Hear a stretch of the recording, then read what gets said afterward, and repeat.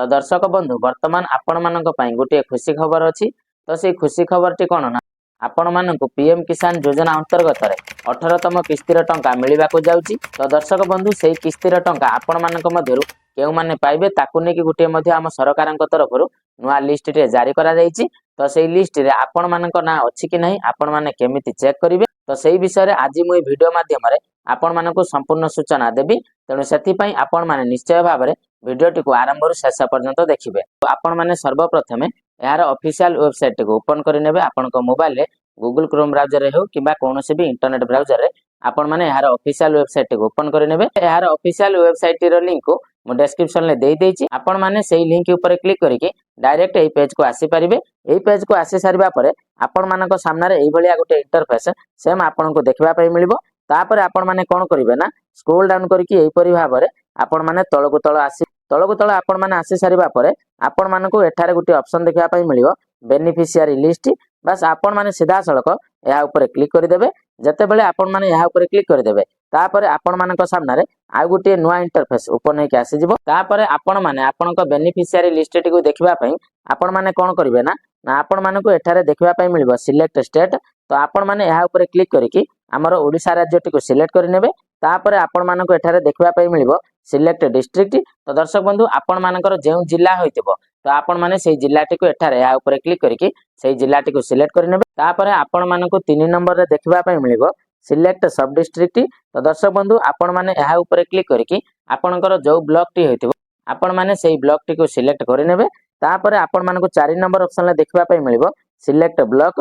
तो दर्शक बंधु एठारे आपण माने क्लिक करिकि आपनकर जेउ ब्लॉक होइतिबो सेही ब्लॉक टी को मध्ये सिलेक्ट करि नेबे। तापरे आपण मानकु 5 नंबर ऑप्शन ले विलेज रो ऑप्शन देखबा पई मिलिबो।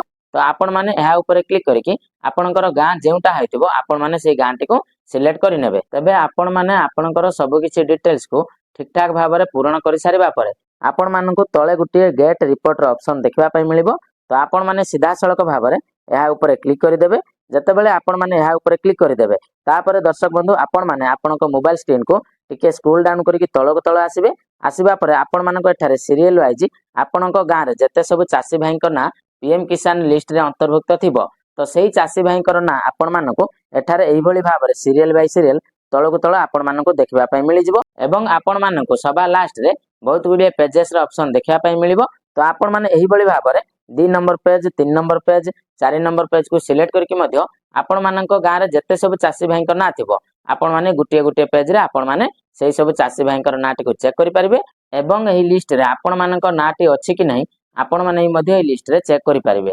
एवं ता सहित जेउ चासी भाई माने एहा पूर्वरु पीएम किसान योजना रे टंका पाउ नथिले से माने नुआ करके आवेदन करिसन तो सेही नुआ चासी भाईकर नाटी एही लिस्ट रे अछि कि नहीं ताको भी मध्य आपण माने एही लिस्ट रे चेक करके देखि परिबे। तबे दर्शक बंधु मु आशा करूछि कि आपण मानक भिडियोटी निहाती भाबरे इन्फॉर्मेटिव लागिथिबो।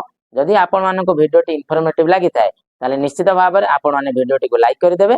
एवं ता सहित हमर जते सब चासी भाई माने अछंती तो सेमानक पाखो को भिडियोटी को शेयर करि देबे जेमिति कि सेमाने सठिक टाइम रे सठिक इन्फॉर्मेशन टी पाई परिबे। एवं ता सहित जदि आपण माने नुआ करके हम चैनल रे वीडियो देखुतांती ताले निहाती भाबरे आपण माने हम चैनल टी को सब्सक्राइब करि नेबे। तबे चलंतु दर्शक बंधु आजिर वीडियोटी को एठी रखिबा पुणी देखा हबा आ गुटे नुआ वीडियो रे।